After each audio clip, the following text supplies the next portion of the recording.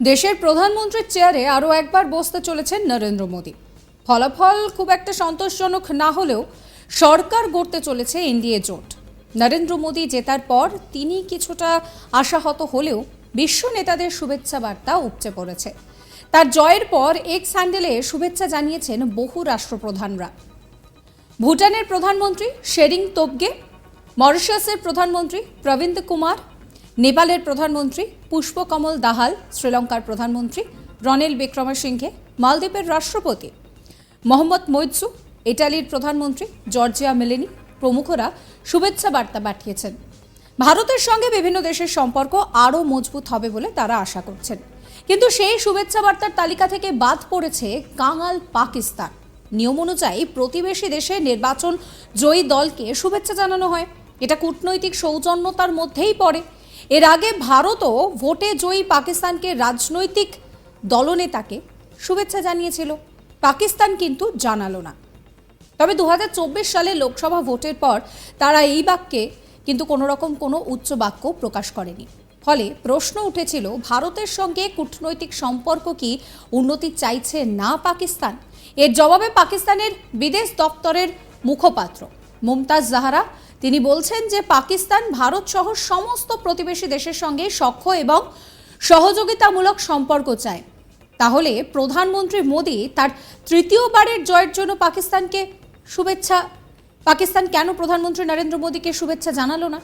এই প্রশ্নের জবাবে বালোচ বলছেন যে কোন দেশ নেতা হিসেবে কাকে বেছে নেবে সে ব্যাপারে আমাদের কোনো বক্তব্য নেই।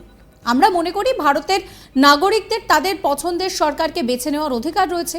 সেই সঙ্গে তিনি এও জানান, যেহেতু ভারতের নতুন সরকার এখনও গঠন হয়নি এবং প্রধানমন্ত্রীর শপথ গ্রহণ হয়নি, তাই এই নিয়ে কথা বলাটা এক প্রকার অর্থহীন।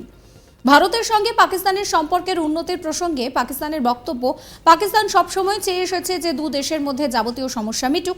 এই ব্যাপারে গঠনমূলক আলোচনাতেও আগ্রহী তারা।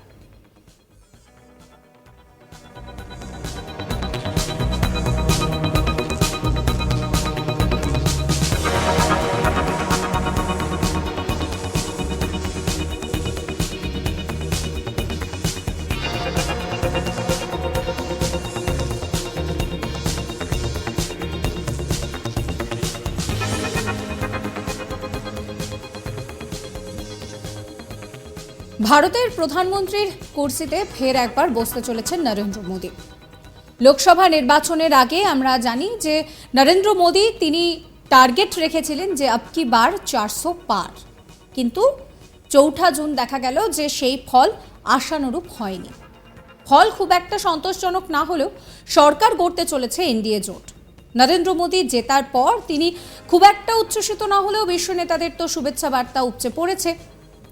তার জয়ের পর এক্স হ্যান্ডেলে শুভেচ্ছা জানিয়েছেন বহু রাষ্ট্রপ্রধান। তাদের সেই যে তালিকা তাতে রয়েছে ভুটানের প্রধানমন্ত্রী শেরিং তোবগে, মরিশাসের প্রধানমন্ত্রী প্রবিন্দ কুমার, নেপালের প্রধানমন্ত্রী পুষ্পকমল দাহাল, শ্রীলঙ্কার প্রধানমন্ত্রী রনিল বিক্রমসিংঘে, মালদ্বীপের রাষ্ট্রপতি মোহাম্মদ মইৎসু, ইটালির প্রধানমন্ত্রী জর্জিয়া মেলোনি প্রমুখরা। কিন্তু ভারতের সঙ্গে সম্পর্ক রাখে যেই দেশ ভারতের সঙ্গে ভালো সম্পর্ক রাখতে চায় অথচ রাখতে পারছে না, সেই পাকিস্তান, তাদের কি অবস্থান? তারা কিন্তু শুভেচ্ছা বার্তা জানায়নি।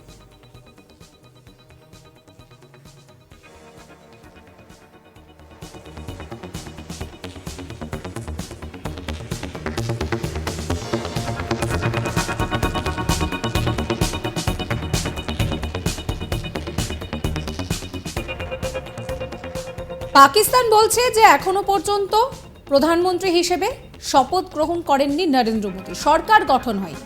তাই এই পরিস্থিতিতে দাঁড়িয়ে কোনো কথা বলা অর্থহীন।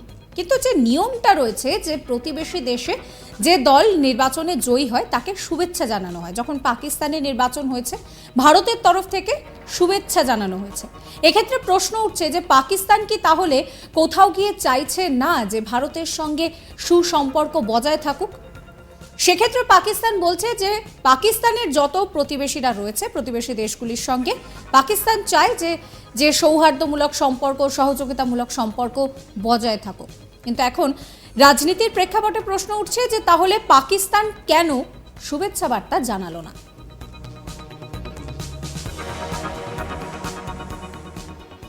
সাবস্ক্রাইব করবেন আজ তাক বাংলার ইউটিউব চ্যানেলকে।